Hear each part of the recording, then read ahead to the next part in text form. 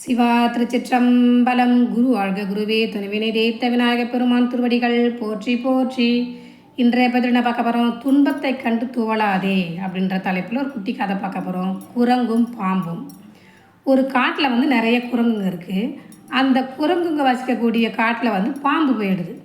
பாம்பு போன உடனே இந்த குரங்கு என்ன பண்ணுச்சு, அந்த பாம்பை கெட்டியாக பிடிச்சிருச்சு. பிடிச்ச உடனே அந்த பாம்பு சீறி இந்த குரங்கை கடிக்க வருது. அது விஷமுள்ள பாம்பு. அப்போ மற்ற குரங்குக்கெல்லாம் தெரியுது, இது விஷமுள்ள பாம்பு, கடித்தாக்க அந்த குரங்கு இறந்துடும்.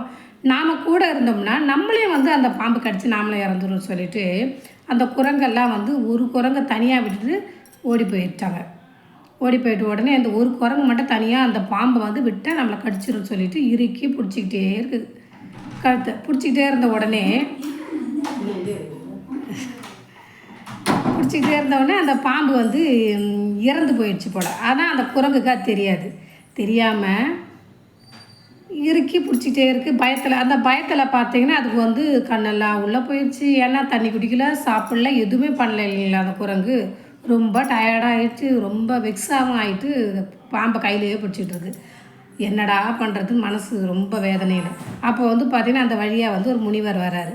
வந்த உடனே அந்த குரங்கை பார்த்து, என்ன முனிவரே, எனக்கு ரொம்ப பயமாக இருக்குது, இந்த பாம்பை விட்டாக்கா என்னை கடிச்சிடும், அதனால் ரொம்ப கஷ்டமாக இருக்குது, என்னை காப்பாற்றுங்க அப்படியாச்சும் சொல்லிட்டு கேட்குது அந்த குரங்கு.